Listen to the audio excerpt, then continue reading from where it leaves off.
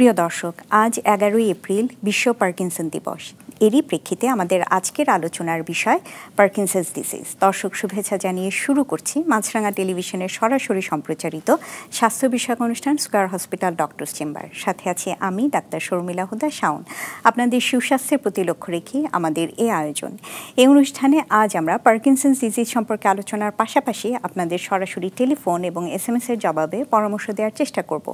Parkinson's disease সম্পর্কে আলোচনা করতে এবং চিকিৎসা পরামর্শ দিতে আজ আমাদের সঙ্গে আছেন স্কয়ার হসপিটালের নিউরোলজি ডিপার্টমেন্টের কনসালটেন্ট ডাক্তার মোহাম্মদ ওয়াহিদুর রহমান। স্বাগত জানাচ্ছি আজকের আলোচনা অনুষ্ঠানে। ধন্যবাদ। কেমন আছেন? ভালো, আপনি ভালো আছেন? জি ভালো। আজকে যেহেতু বিশ্ব পার্কিনসন দিবস, এই দিবসটি ঘিরে আপনাদের স্কয়ার হসপিটালে কি কি ধরনের আয়োজন ছিল? ধন্যবাদ।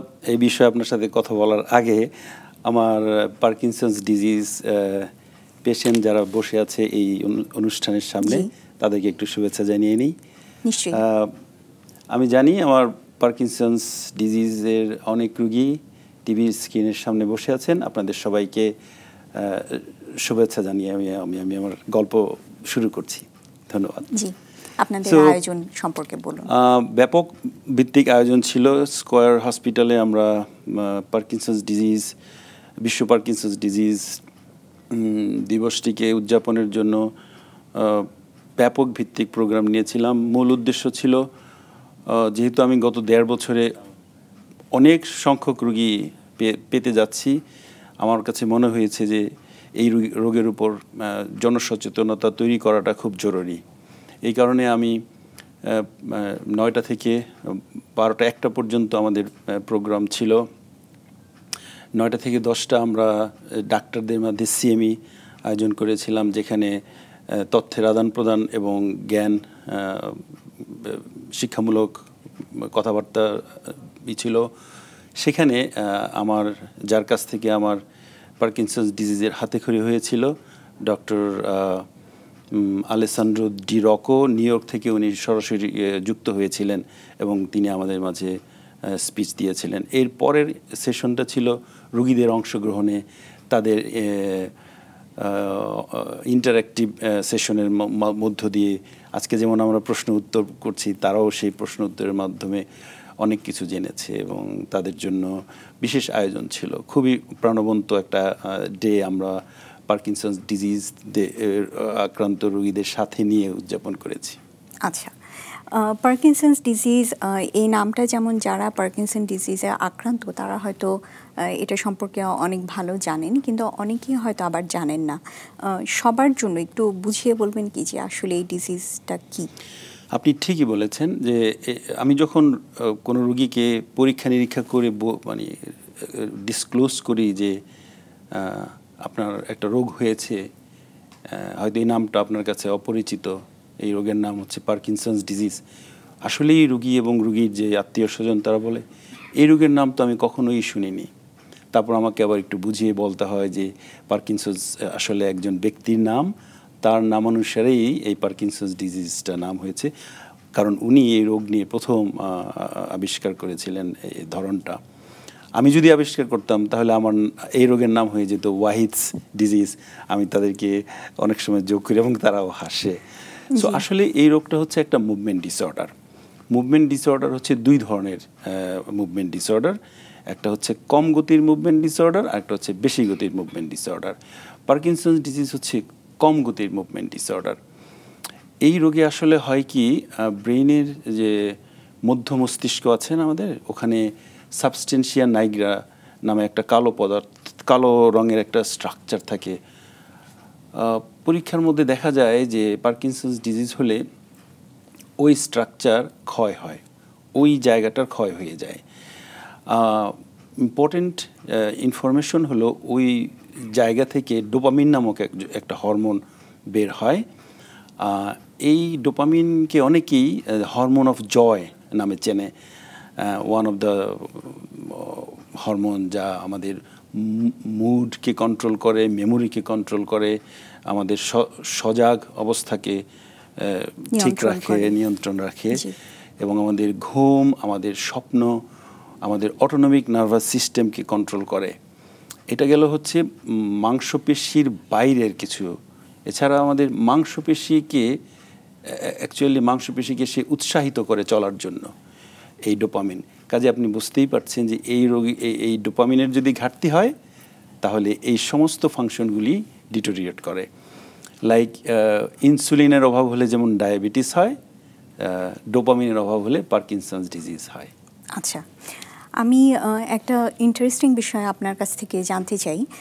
যেহেতু আমি একজন ফার্মাকোলজিস্ট, আমি মেডিকেল স্টুডেন্টদের এই বিভিন্ন ডিজিজ রিলেটেড ওষুধ পড়ানোই আমার কাজ।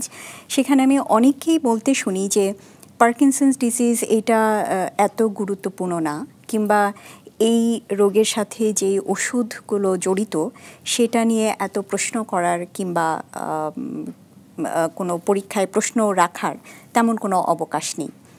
আসলে এটার চিত্রটা কীরকম আমাদের দেশে?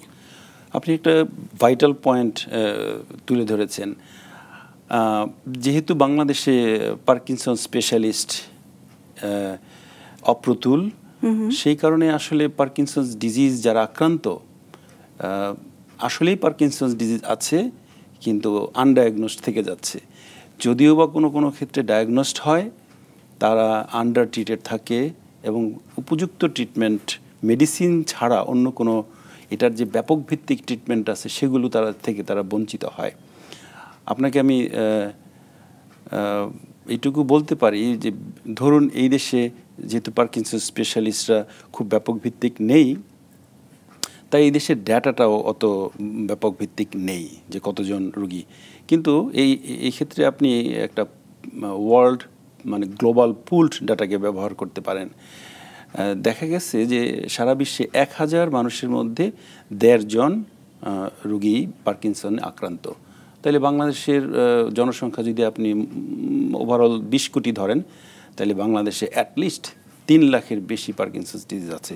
সো আমি আপনাকে বরং উৎসাহিত করব যে ফার্মাকোলজিতে আপনি পার্কিনসন্স ডিজিজের যে মেডিসিনগুলো আছে সেগুলো নিয়ে ছাত্রদেরকে দক্ষ করে তুলুন, তাহলে উপকার হবে অনেক। নিশ্চয়ই। এই পার্কিনসন্স ডিজিজের কারণ কি? এটা কি বংশগত কিংবা অন্য কোনো কারণ আছে কি? ধন্যবাদ।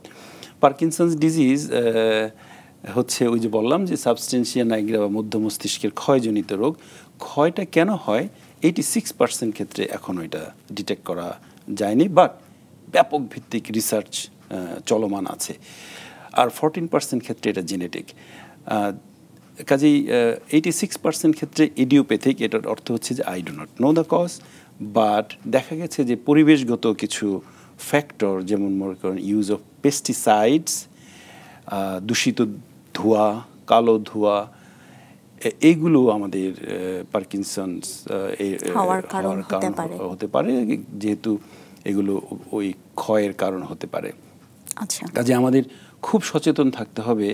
আমি যেটা আমরা উল্লেখ করেছি বিশেষ করে পার্কিনসন্স দিবসের জন্য, এটা আমাদের জনগণের প্রতি একটা বক্তব্য যে আপনারা পেস্টিসাইড থেকে দূরে থাকুন, কিংবা পেস্টিসাইড যারা ব্যবহার করছে আজকে খাদ্যে তাদেরকে প্রতিরোধ করুন।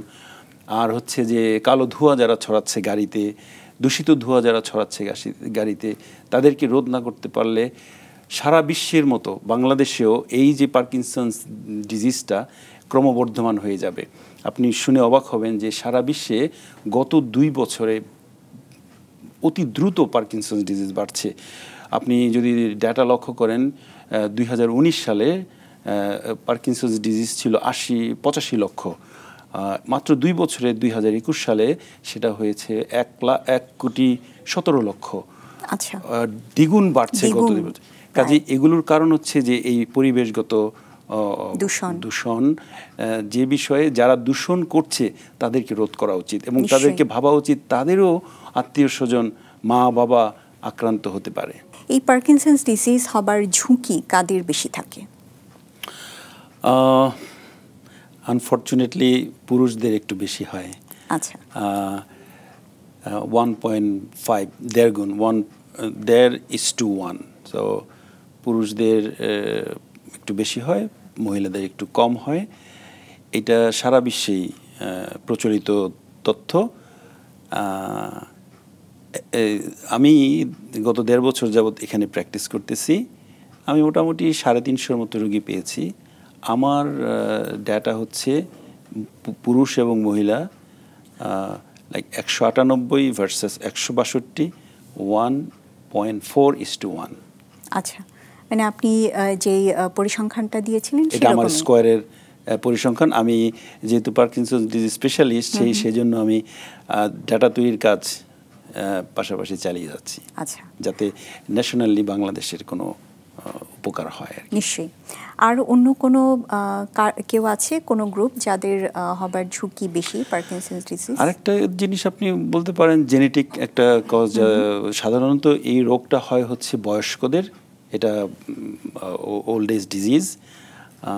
সাধারণত কত বছর বয়সের পর? 4% ক্ষেত্রে দেখা যায় যে more than 50 years, but majority of the কেসেসে অ্যারাউন্ড 60s।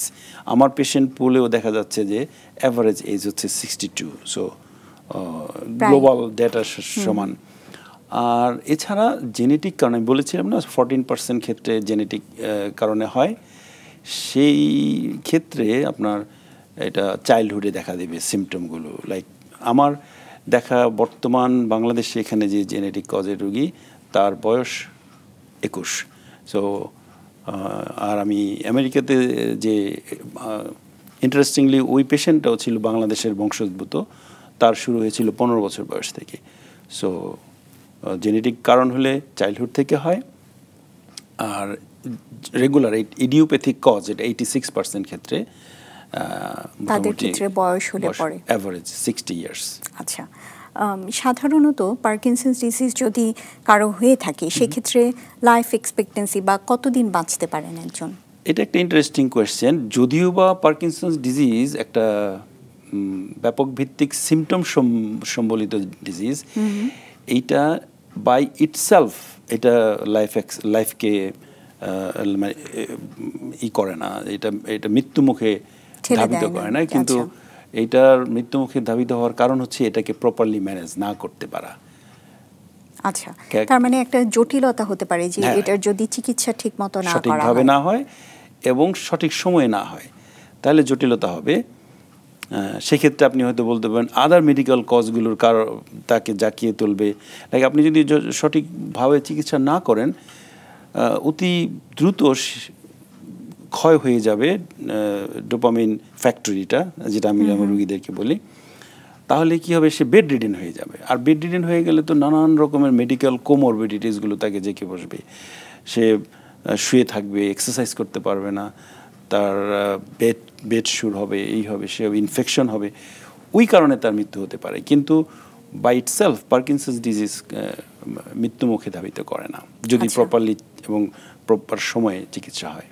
জি, আমরা পার্কিনসন্স ডিজিজ অনেকবার আমরা উচ্চারণ করেছি আমি এবং আপনি, কিন্তু সাধারণ দর্শকের আসলে বোঝা উচিত যে পার্কিনসন্স ডিজিজ কখন বুঝবো, লক্ষণ কি, তাদের জন্য যদি একটু বলেন। একটু বড় উত্তর। নিশ্চয়ই। অনেক ক্ষেত্রেই দেখা যায় যে আমাদের দেশে পার্কিনসন্স ডিজিজ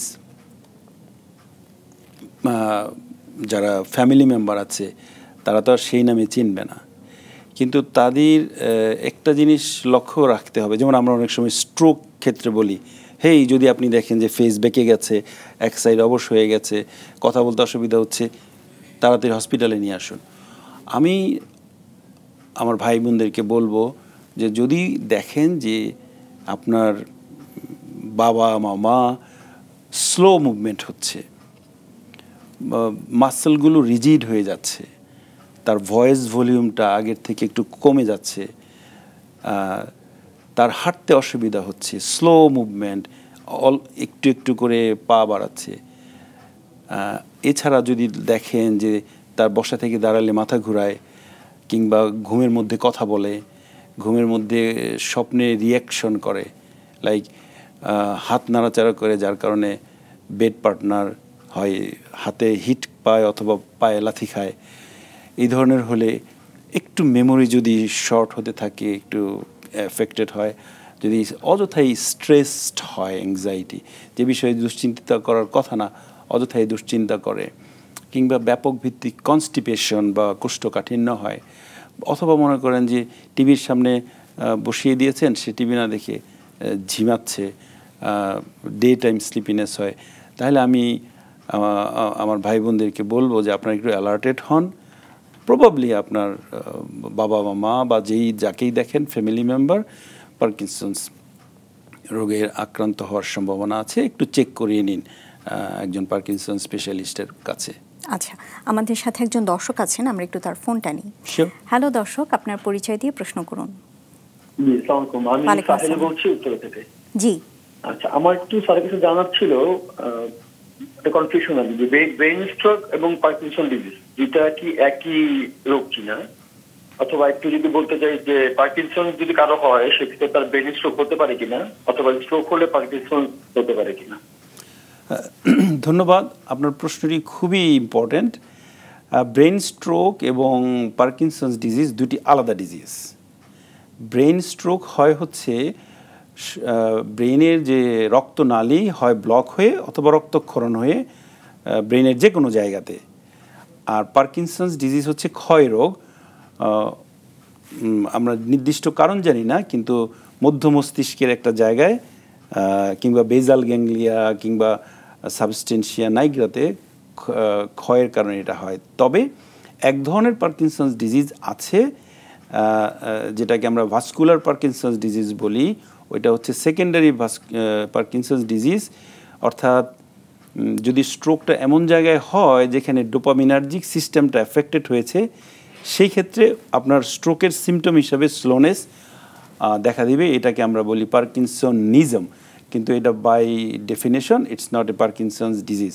তবে আমাদেরকে ওই চিকিৎসার এক পর্যায়ে ওইটা এক্সক্লুড করতে হয় বাই ডুইং এন এমআরআই, যে আসলে তার কি ভাস্কুলার কোনো ডোপামিনার্জিক সিস্টেম এফেক্টেড হয়ে এটা হলো, নাকি ওই সাইডটা ঠিক আছে, তার আসলেই পার্কিনসন্স ডিজিজ বাই ডিজিজ ক্ষয়জনিত কারণে। আমি কি বুঝাতে পারলাম? জি, আমাদের লাইনটি কেটে গিয়েছে। দর্শকের আরেকটি প্রশ্ন ছিল যে স্ট্রোক হলে পার্কিনসন্স ডিজিজ হওয়া কিংবা পার্কিনসন্স ডিজিজ হলে স্ট্রোক হওয়া এ ধরনের কোনো সম্পর্ক আছে কিনা? না, স্ট্রোক যে কোনো সময় যে কোনো বয়সে বিভিন্ন কারণে হতে পারে। Stroke is a stroke. রক্তনালী ব্লক হলে স্ট্রোক হবে। যেই রক্তনালী ব্লক হবে সেই রক্তনালীর ব্রেনের যে এরিয়াকে সাপ্লাই করে তার সিমটম হবে। এটা সাডেন থিং। আর পার্কিনসন্স ডিজিজ হলেই স্ট্রোক হবে কিংবা স্ট্রোক হলে পার্কিনসন্স ডিজিজ হলেই স্ট্রোক হবে এটা সত্য না, কিন্তু স্ট্রোক হলে পার্কিনসনিজম হতে পারে যদি ডোপামিনার্জিক সিস্টেমটা এফেক্টেড হয়। আচ্ছা, আমরা লক্ষণ সম্পর্কে জেনেছি যে পার্কিনসন্স ডিজিজের লক্ষণগুলো কী কী। এটার সাথে কি অন্য কোনো উপসর্গ জড়িত আছে, যেমন পার্কিনসন্স ডিজিজ হলে ডিমেনশিয়া বা স্মৃতিশক্তি হ্রাস পাওয়া কিংবা এ ধরনের কিছু? সো আমি আগেই বলেছি যে পার্কিনসন্স ডিজিজের লক্ষণগুলো ব্যাপক ভিত্তিক। এটা একটা আমব্রেলার মতো বিশাল বটবৃক্ষ। প্রধান দুইটা ভাগ হচ্ছে যে মাসেল এফেক্টেড হয়, আর হচ্ছে কিছু সিমটম হচ্ছে মাসেল অর্থাৎ মাংসপেশি সম্বলিত সিমটম, আরেকটা হচ্ছে অটোনমিক নার্ভাস সিস্টেম সম্বলিত বা নন মাংসপেশি সম্বলিত সিমটম। এখন নন মাংসপেশি সিমটমগুলো হচ্ছে আমি বললাম যে বসা থেকে দাঁড়ালে মাথা ঘোরে। কেন? কারণ হচ্ছে যে তার অটোনমিক নার্ভাস সিস্টেম কন্ট্রোল করতে ডোপামিন, এখন ডোপামিন কম হয়েছে, তো তাই ওই যে বসা থেকে দাঁড়ালে যে ব্লাড প্রেশার হঠাৎ ড্রপ হয়ে যায়, সবারই হয়, কিন্তু আপনার আমার একটা autonomic nervous system quickly within second or fraction of second ওইটাকে ওভারকাম করতে পারে। পার্কিনসন্স ডিজিজের যেহেতু ডোপামিনার্জিক সিস্টেমটা উইক, তাই ওই বসা থেকে দাঁড়ালে হঠাৎ যে ব্লাড ড্রপটা হয় এটাকে কোপ আপ করার কেউ থাকে না। তাই ব্লাড প্রেশার ড্রপ হওয়ার কারণে মস্তিষ্কে যে রক্ত সাপ্লাই কম হলো সেই কারণে মাথা ঘোরে। তার যেহেতু ডোপামিন মুডকে এফেক্ট করে, তাই ডোপামিন কম হলে অ্যাংজাইটি, স্ট্রেস হয়, মেমোরিও কিছু এফেক্টেড হয়। একটা জিনিস লক্ষ্য রাখতে হবে যে এই স্লোনেস হওয়ার আগে মেমোরি প্রবলেম ছিল না স্লোনেস হওয়ার পরে মেমোরি প্রবলেম হলো। স্লোনেস হওয়ার আগে যদি মেমোরি প্রবলেম হয় এটা একটু অন্য ধরনের রোগ, এটা একটু ডিমেনশিয়ার দিকে যায়। কিন্তু স্লো হওয়ার পরে যদি তার মুভমেন্ট প্রবলেম হয়, দ্য মেমোরি প্রবলেম হয়, তাহলে বুঝতে হবে যে এই মেমোরি প্রবলেমটা পার্ট অফ পার্কিনসন্স ডিজিজ। কাজে আমরা যখন চিকিৎসা করব তখন শুধুই একটা ডোপামিন দিয়ে তাকে ছেড়ে দিব না। কখন একজন মনে করবেন যে তার আসলে এই লক্ষণ কিংবা কোন মাত্রায় থাকলে ডাক্তারের কাছে যাওয়া উচিত? ভালো প্রশ্ন। সবচেয়ে ইম্পর্টেন্ট পয়েন্ট হচ্ছে যে যেহেতু এটা বয়স্কদের রোগ, আমি প্রথমেই বলবো যে সকল সন্তানের উচিত বয়স্ক পিতামাতার চোখের দিকে মুখের দিকে খেয়াল রাখা, কারণ ফেস একটা ইম্পর্টেন্ট জায়গা পার্কিনসন্স বোঝার জন্য। ফেসের মধ্যে যে ইউজুয়াল ফেশিয়াল এক্সপ্রেশন, আনন্দে আনন্দিত হওয়া, দুঃখে মুখের অবয়বের মধ্যে যে একটা দুঃখ ভাব প্রকাশিত হওয়া, সেটা কিন্তু ব্লার্ড হয়ে যায় পার্কিনসন্স ডিজিজের ক্ষেত্রে। এটাকে আমরা বলি মাস্ক ফেসিস। এটাও একটা লক্ষণ। যদি সন্তানরা তার বাবা মায়ের মুখের দিকে একটু খেয়াল রাখে তাহলে বুঝতে পারবে যে এই চেঞ্জটার জন্য না একজন ডাক্তারকে দেখাই। এছাড়া ওই যে বললাম যে গতি কমে যাওয়া, মাসেলগুলোকে রিজিড হওয়া, অযথা মাসেলের মধ্যে পেইন হওয়া, মাসেলগুলো সোর ফিল করবে, সন্তানের কাছে বললে তাদের উচিত ডাক্তারের কাছে পরামর্শ নেওয়া। কিংবা ঘুমের মধ্যে কথা বলা। আমি একটা ওয়ার্নিং সাইন বলতে চাই। ধরেন মাংসপেশির কোনো সিমটম নাই, প্রকৃত পার্কিনসন্স ডিজিজ প্রকাশিত হওয়ার অ্যাটলিস্ট 10 বছর আগে দেখা গেছে যে এই যে ঘুমের মধ্যে কথা বলার লক্ষণটা শুরু হয়। কাজে আমি বলবো যে কোনো বাপ মাকে যদি কোনো সন্তান দেখে যে ঘুমের মধ্যে কথা বলছে কিংবা ঘুমের মধ্যে ফাইট করছে, রিয়াকশন করছে স্বপ্নের, তাহলে ডাক্তারের শরণাপন্ন চিকিৎসার দিকে চিন্তা করা উচিত। আপনার এই যে ঘুমের মধ্যে কথা বলা, এই জিনিসটা তো অনেক কমন, এটা অনেকের মধ্যেই দেখা যায় যে ঘুমের মধ্যে কথা বলে অনেকে। তো সেটা যদি পার্কিনসন্স ডিজিজের সাথে যদি ওরকম না হয়, মানে আমরা যেটা বুঝতে পারছি যে হাঁটা চলা অসুবিধা কিংবা মাংসপেশির যে অসুবিধা, সেটার সাথে যদি রিলেটেড না হয়, শুধুমাত্র ঘুমে কথা বলার জন্য, আমি জানি না আমাদের আজকের অনুষ্ঠান থেকে নিশ্চয়ই আমাদের দর্শকরা এই বিষয়টি সম্পর্কে জানবেন এবং আরও সচেতন হবেন আমি আশা করব।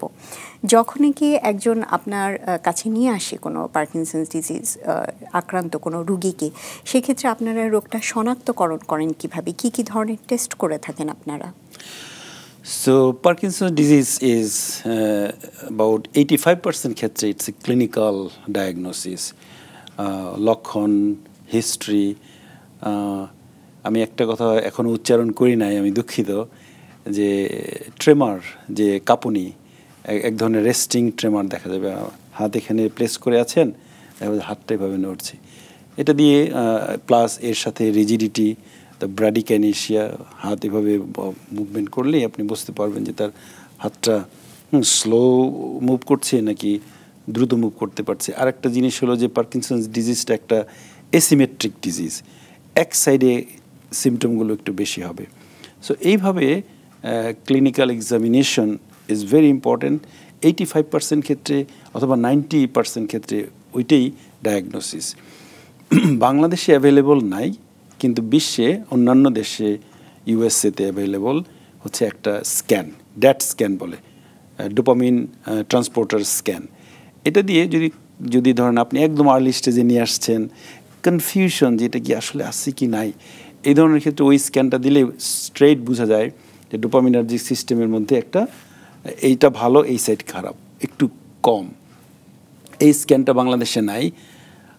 আমাদের কোয়ালিফাইড রেডিওলজি ডিপার্টমেন্ট সারা বাংলাদেশে খুঁজে দেখেছে, গামা রে ব্যবহার হয় বলে এটা এই দেশে এখনও প্রচলিত না।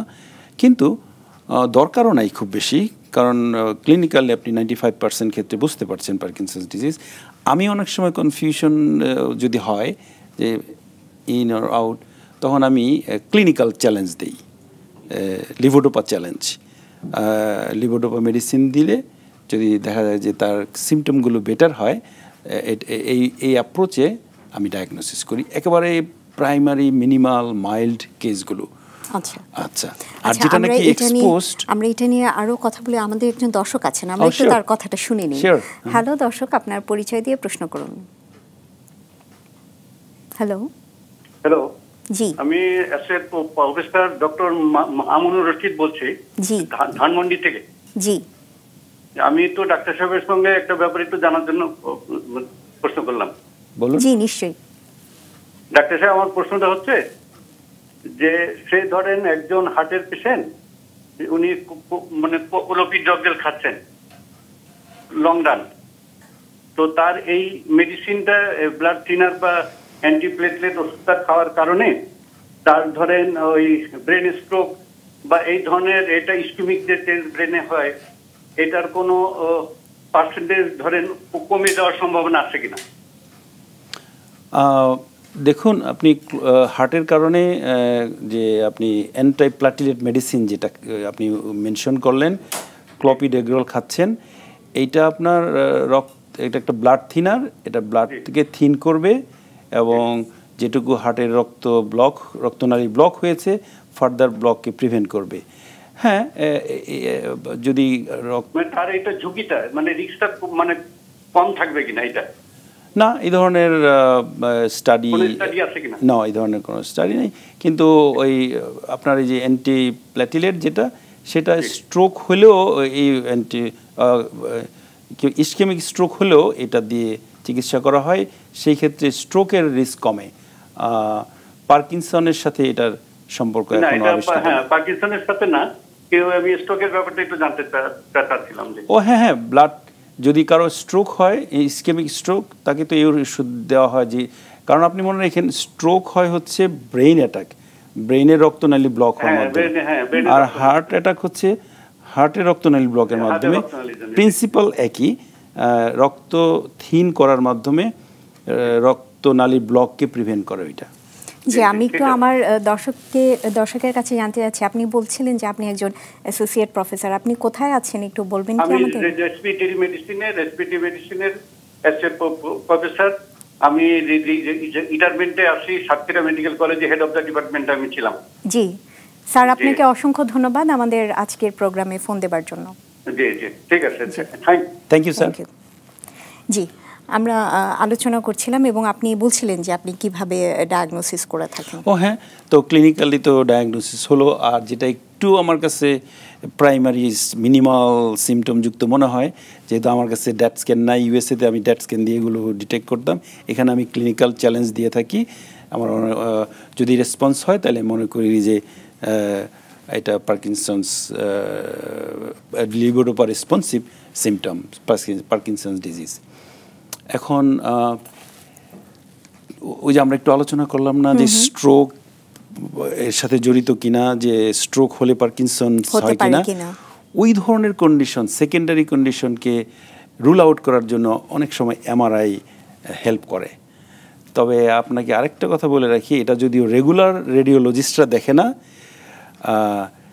প্যাসিভলি আমরা পার্কিনসন স্পেশালিস্টরা এমআরআই দেখেও আমরা একটা মিড ব্রেনকে একটু দেখে আমরা আঁচ করতে পারি যে এটা পার্কিনসন ডিজিজ কিনা। সেটা হচ্ছে যে আমি অনেক সময় বলি যে প্যারট বিগ একটা সাইন মিড ব্রেনে, অর্থাৎ যেহেতু মিড ব্রেনের ক্ষয়, তাই ওই মিড ব্রেনটা ক্ষয় হলে একটা পাখির ঠোঁটের মতো একটা দেখা যায়, ওইটা আমরা ইন্টারনালি ওইটা দিয়ে আঁচ করতে পারে। চিকিৎসা পদ্ধতিতে আসতে চাই যে পার্কিনসন্স ডিজিজের ট্রিটমেন্ট আপনারা কিভাবে করে থাকেন? খুবই গুরুত্বপূর্ণ প্রশ্ন, কিন্তু দীর্ঘ উত্তর। সো আমি বলেছি যে Parkinson's disease is a new form of life. যে মানুষটি এত উচ্ছলভাবে চলতে পারতো হয়তো ডিজিজটি হওয়ার আগে, সে এখন ধীরগতি সম্পন্ন, অনেক ক্ষেত্রে অনেক কাজে তার সহায়তা লাগে।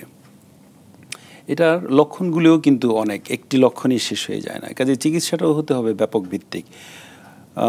আমি বলবো কি, পার্কিনসন্স ডিজিজ হলে একটি সিনডোপা কিংবা লিভোডোপা পার্কিডোপা দিয়েই চিকিৎসা শেষ হয়ে যায় না, মেডিসিন দিতে হয়। লাইক আমি যে কথাগুলো বললাম, মানে ডোপামিন ইটসেলফ অথবা ডোপামিনকে স্টিমুলেট করে এই ধরনের মেডিসিন, কিন্তু ওইটাই সব নয়। আমি চিকিৎসকদেরকে উৎসাহিত করব যে আপনারা রোগীদেরকে তাৎক্ষণিকভাবে এক্সারসাইজের প্রতি এনকারেজ করুন, আপনারা থেরাপির প্রতি এনকারেজ করুন। কারণ হচ্ছে চিকিৎসা মেডিসিন যেটা, সেটা পার্কিনসন্স ডিজিজের সিমটম কমায়, কিন্তু ওই যে বললাম যে গ্র্যাজুয়ালি ডোপামিন এরিয়াটা, ডোপামিন ফ্যাক্টরিটা ক্ষয় হয়, রাসাজিলিন নামে একটি মেডিসিন স্টাডি হয়েছিল ইউএসএতে, এইটা ছাড়া আর কোনো মেডিসিন পার্কিনসন্স ডিজিজ প্রোগ্রেশনকে হেল্প করে না। কাজেই প্রোগ্রেশনে হেল্প করে study showed is exercise exercise exercise.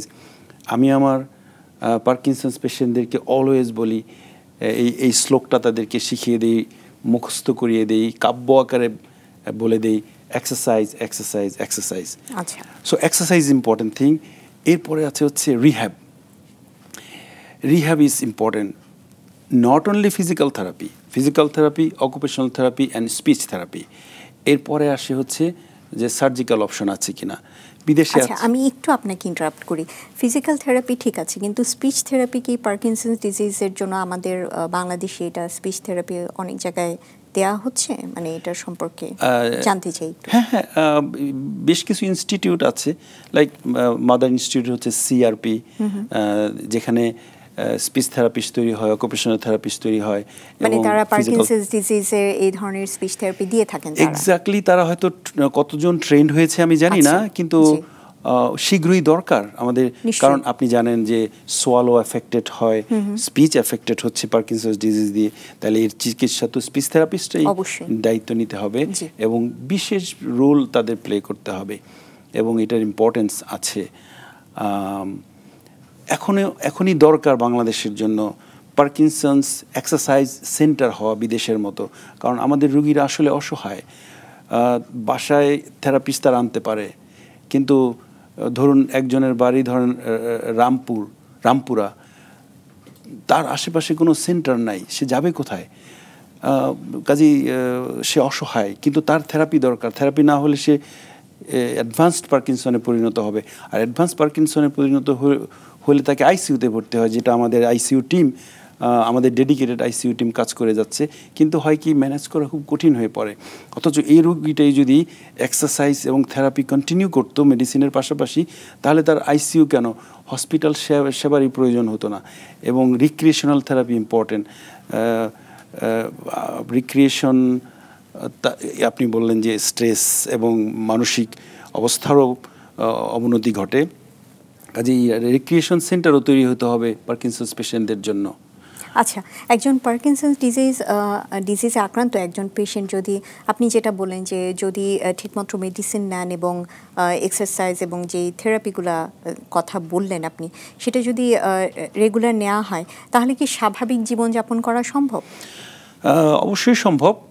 কারণ হচ্ছে প্রত্যেকটা সেক্টর যদি আপনি টাচ করেন, কনস্টিপেশনকে টাচ করলেন, আপনি যদি ডিপ্রেশনকে টাচ করলেন, আপনি যদি হ্যালুসিনেশনকে টাচ করেন, তাহলে তার সমস্ত প্রবলেমগুলো আপনি সলভ করতে পারছেন।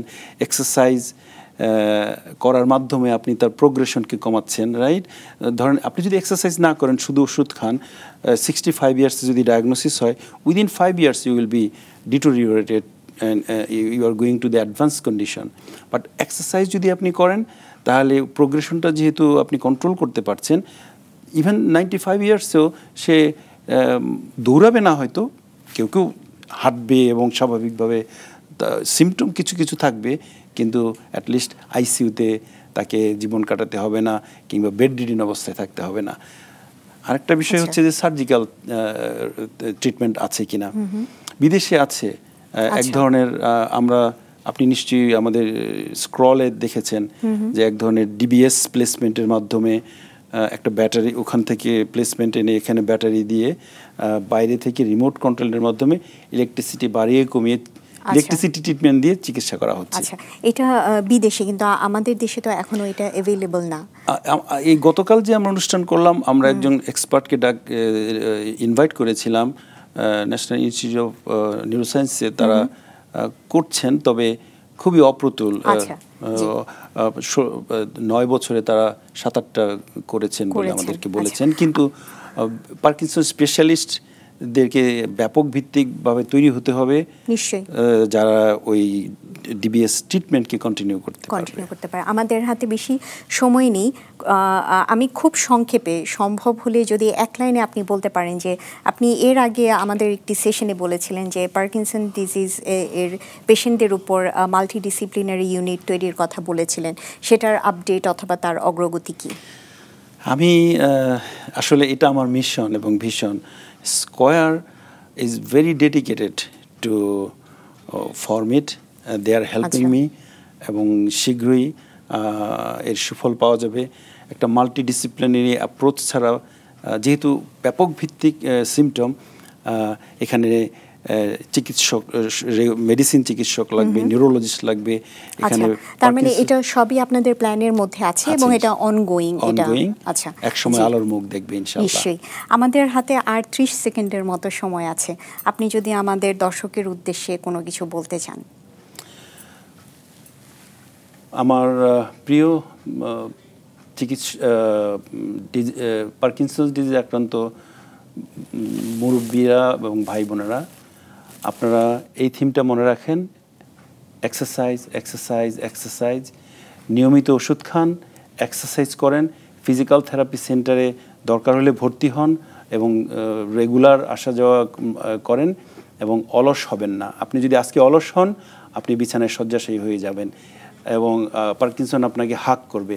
আর আপনি যদি আজকে এক্সারসাইজ করেন তাহলে এই রোগের প্রতিরোধ, তাহলে আপনি পার্কিনসনকে কিক আউট করতে পারবেন। জি নিশ্চয়ই। আপনাকে অসংখ্য শুভকামনা রইল আপনাদের প্রতি। জি, আপনার জন্য শুভকামনা এবং আপনাকে অসংখ্য ধন্যবাদ। Thank you so much. দর্শক দেখছিলেন মাছরাঙা টেলিভিশনের সরাসরি সম্প্রচারিত স্বাস্থ্য বিষয়ক অনুষ্ঠান স্কয়ার হসপিটাল ডক্টরস চেম্বার। আমরা চেষ্টা করেছি পার্কিনসন্স ডিজিজ সম্পর্কে আলোচনার পাশাপাশি আপনাদের সরাসরি টেলিফোনের মাধ্যমে পরামর্শ দিতে। আশা করি অনুষ্ঠানটি নিশ্চয়ই আপনাদের কোনো না কোনোভাবে কাজে লেগেছে। সবসময় সাথে থাকতে জয়েন করুন আমাদের ফেসবুক পেজে www.facebook.com/মাছরাঙা টেলিভিশনে। আজকের মতো বিদায় নিচ্ছি। সুস্থ থাকুন, মাছরাঙার সঙ্গেই থাকুন।